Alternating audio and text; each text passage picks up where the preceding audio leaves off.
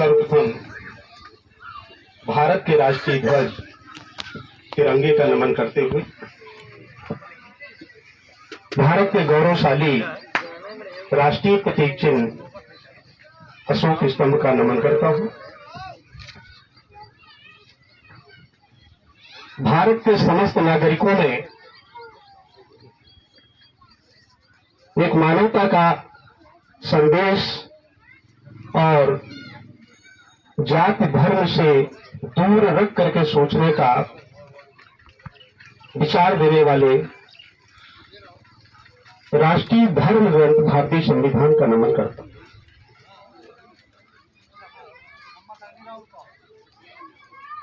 भारत को विश्व गुरु का दर्जा दिलाने वाले तथागत गौतम बुद्ध का नमन करते हुए तथागत गौतम बुद्ध की मानव कल्याणकारी शिक्षाओं को देश विदेश तक पहुंचाने वाले सम्राट अशोक महान का नमन करता हूं।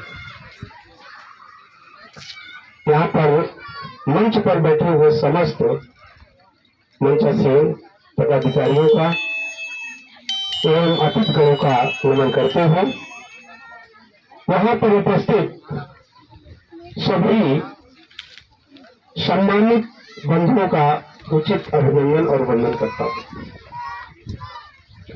यहाँ की टीम जो विवेक जी एवं उनकी टीम बहुत ही ऊर्जावान है। मैं उसको पूर्णतः नमन और वंदन करते हुए बहुत बहुत मंगल कामनाएं देता हूं कि वो इसी तरीके से दिन प्रतिदिन आगे काम करें और विचारों को विकसित करें। जैसा कि अभी कई वक्ताओं ने अपने यहाँ बहुत कुछ कहा, मैं थोड़ा सा यहाँ पर एक बात कहना चाह रहा हूँ कि इस बुद्ध टीला पे मैं करीब पहली बार 10 वर्ष पहले आया था, जिस समय सम्राट अशोक क्लब की नींव पड़ी थी। मैं और माननीय श्रीशेष अमरीक सिंह जी के साथ में इस गांव में मैं पहली बार आया था तो विवेक जी से मेरी मुलाकात हुई और ये टीला मैंने देखा, हम लोगों ने देखा तो टीला बहुत दूर तक फैला हुआ था। तब हम लोगों को लग रहा था कि इसमें कुछ न कुछ इस टीले के गर्भ में बहुत कुछ छिपा हुआ है। उसी समय से हम लोग विवेक के संपर्क में भी आ गए थे, विवेक से वार्ता भी होती थी।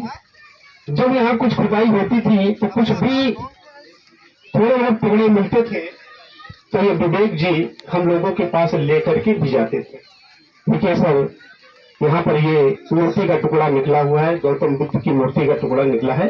इस तरीके से वो अपनी बात को बताते रहते थे।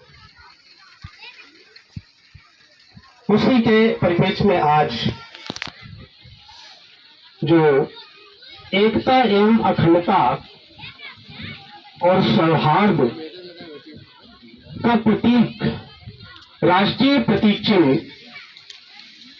का जो आज खुजलपुर में निर्माण किया गया है, निर्माण कराया गया है विवेक जी के द्वारा, टीम के द्वारा, तो वास्तव में आज 28 फरवरी का दिन और तारीख ये आज से एक ऐतिहासिक तिथि बन करके उभर जाएगी।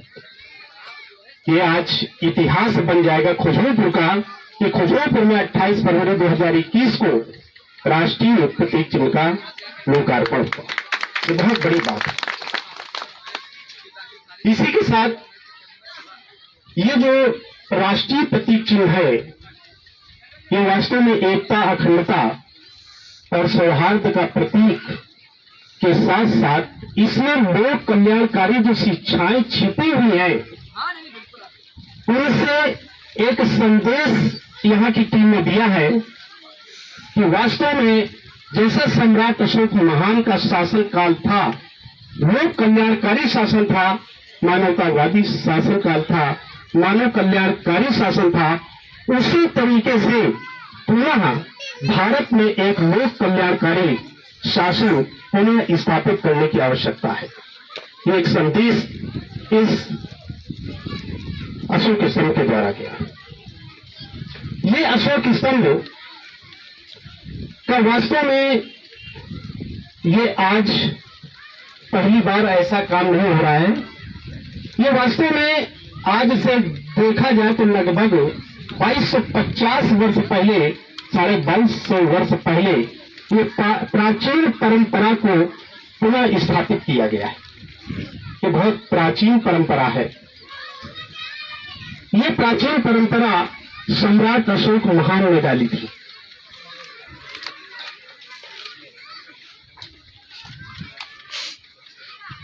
ये परंपरा सम्राट अशोक महान ने डाली।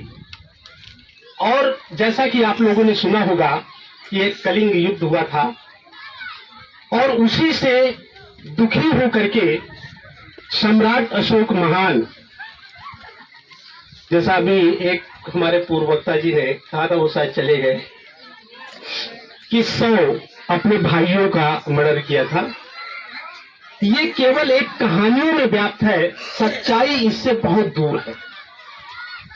उनके सगे या कह लिया जाए कि सौतेले मात्र 3 भाई ही थे। ये केवल लोगों को कहने में आता है कि 100 भाई थे, या लोगों ने इतिहास को तोड़ा मरोड़ा और उनके नाम को एक धब्बा लगाने के लिए इस तरीके से 100 भाइयों का मरण घोषित कर दिया बिना किसी सबूत की।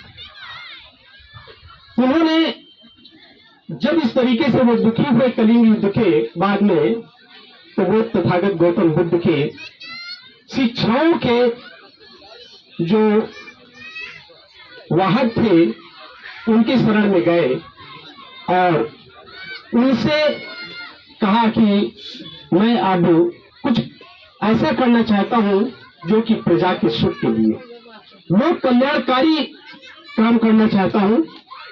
तो उन्होंने कहा कि तथागत गौतम बुद्ध के जो 84,000 सूत्र थे उस पर आप ध्यान दीजिए, और 84,000 सूत्र पर उन्होंने अमल किया और उसी को एक मूर्त रूप दे करके 84,000 स्तंभ लेख, शिलालेख और गुहा लेख, इस तरीके से चैत्य और विहारों का निर्माण कराया।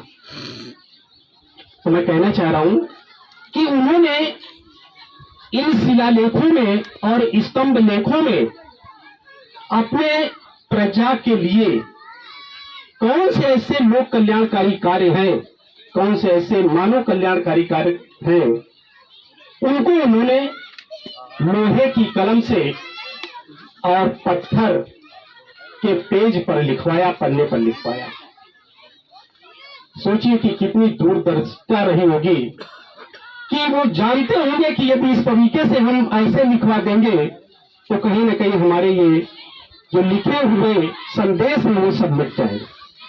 उन्होंने अपने जितने लोक कल्याणकारी संदेश थे प्रजा के लिए, रजकों के लिए, या कह लिया जाए कि वहां के अधिकारियों के लिए, कर्मचारियों के लिए, यहां तक दास दासियों के लिए और अपने स्वयं के लिए भी आदेश और निर्देश उन शिलालेखों पर लिखवा।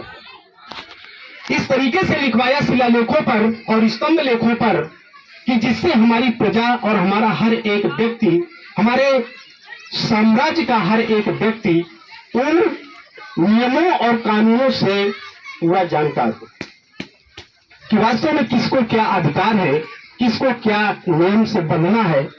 हर एक व्यक्ति की जानकारी उन शिलालेखों पर लिखवा दी गई।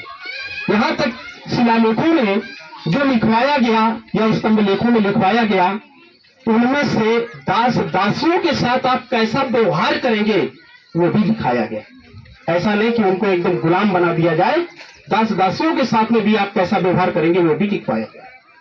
तो इस तरीके से इतनी बढ़िया सोच और ऐसी दूरदर्शी सोच सम्राट अशोक महान में थी।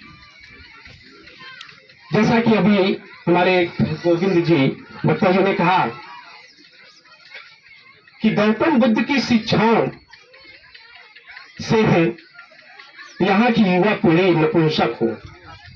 आप खुद सोचिए, मैं उदाहरण दे रहा हूं, मैं इसी को यहीं से जोड़ रहा हूं कि सम्राट अशोक महान पहले सम्राट अशोक थे और वो विश्व विजेता महान बने उनकी नीतियों से।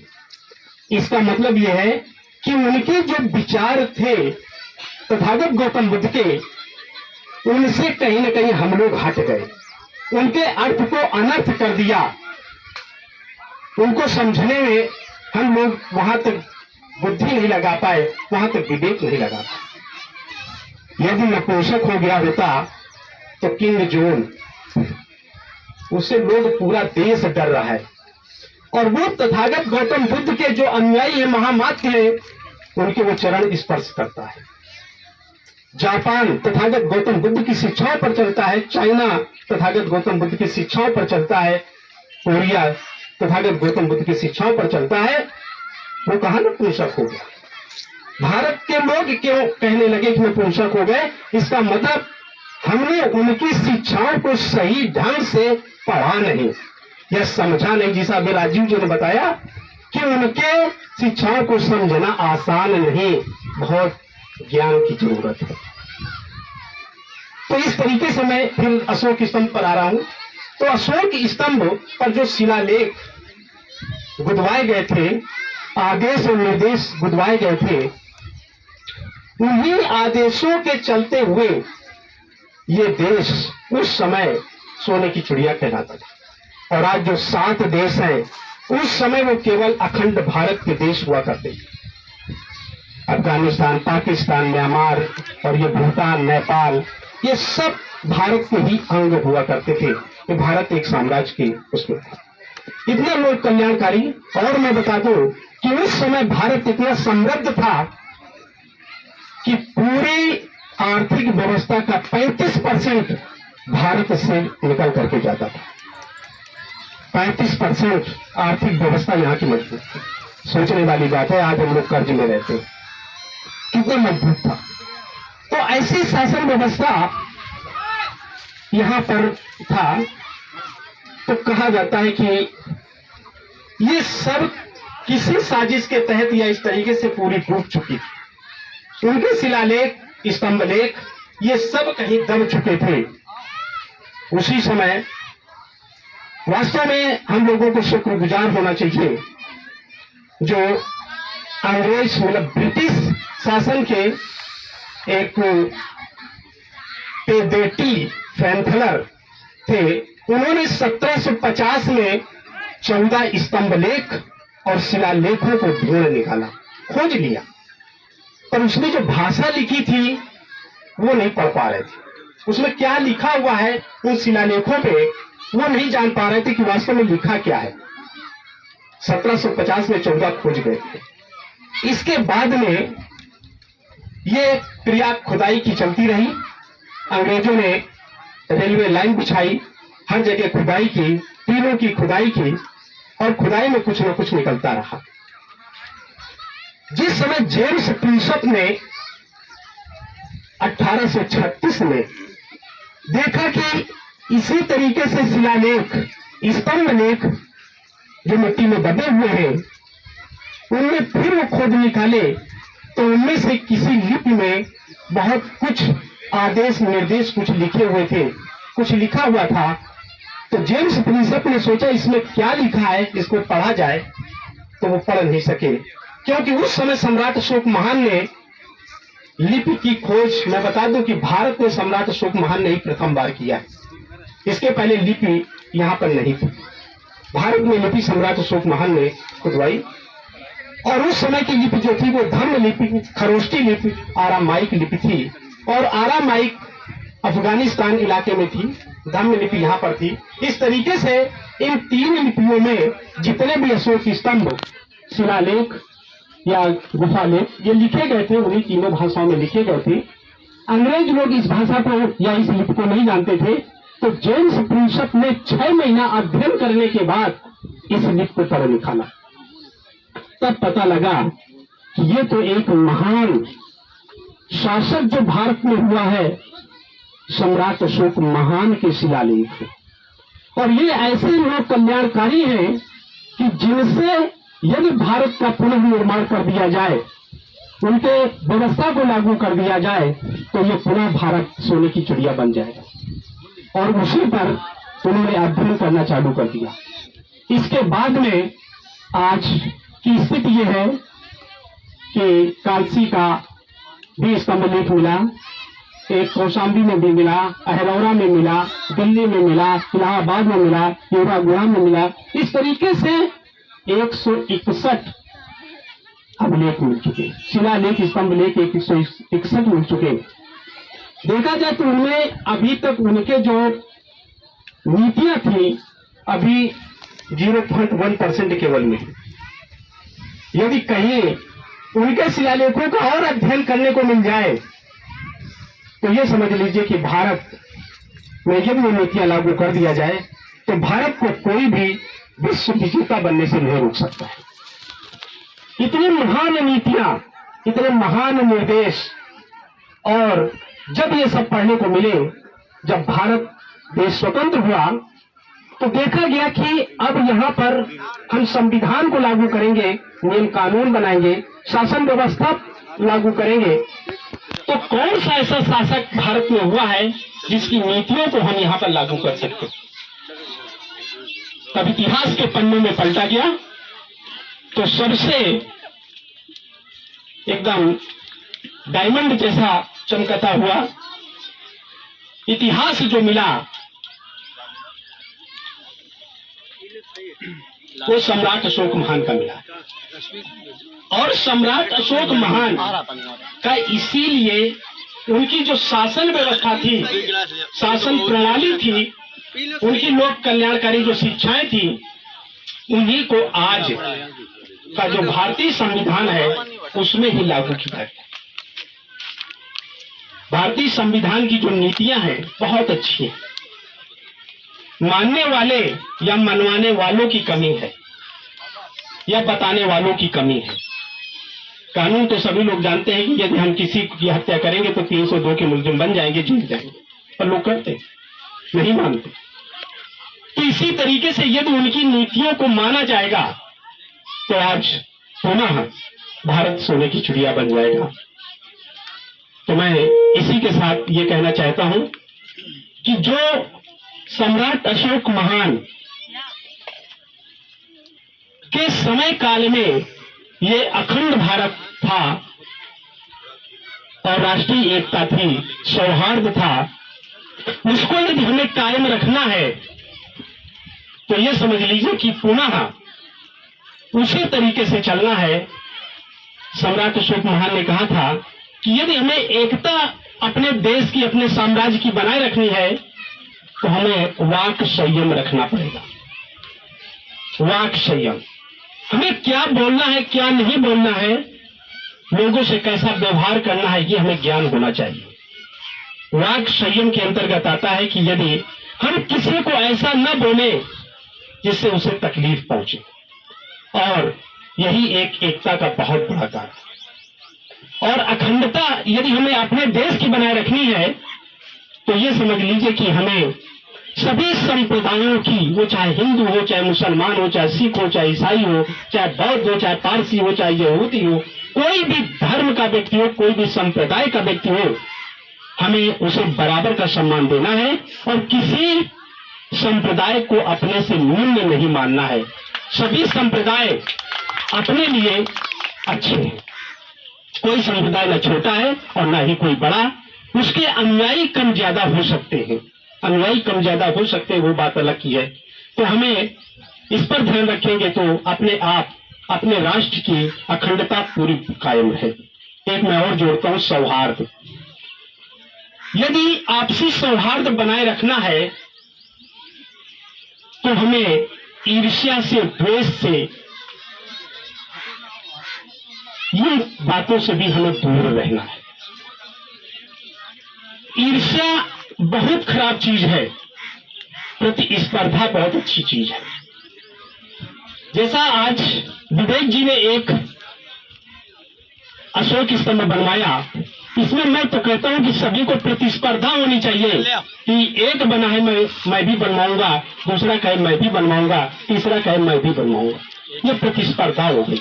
प्रतिस्पर्धा का मतलब होता है कि उसको और अधिक मान, अच्छी मान। और ईर्ष्या ले डूबती है। ईर्ष्या नहीं होनी चाहिए कि विवेक जी ने ये कैसे बनवा दिया, ये तो यार गलत किया काम, इसको नहीं होना चाहिए, इसको हमें मिटाना चाहिए, इनको हमें डाउन करना चाहिए, ये ईर्ष्या। तो हमें ईर्ष्या से बचना है और हम आगे प्रोत्साहित लोगों को करें कि वो अच्छे काम में कार्य करें। और यहाँ की टीम, जो विवेक की टीम है, उन्होंने एक राष्ट्रीय प्रतीक का निर्माण किया इस संदेश के साथ कि जो सम्राट अशोक महान की लोक कल्याणकारी शिक्षाएं थी, उनके अनुकूल यदि हम पुनः शासन का निर्माण कर देंगे, पुनः शासन व्यवस्था चालू कर देंगे, तो भारत पुनः सोने की चिड़िया बन जाएगा। इसी के साथ मैं पुनः विवेक टीम को बहुत बहुत धन्यवाद और साधुवाद देता हूं कि वो और आगे बढ़े। इसी के साथ यहाँ पर उपस्थित सभी सम्मानित बंधुओं को उचित अभिनंदन और वंदन करते हुए अपने वाणी को विराम देता हूं। सभी को जय भारत, नमो बुद्धाय, जय सम्राट।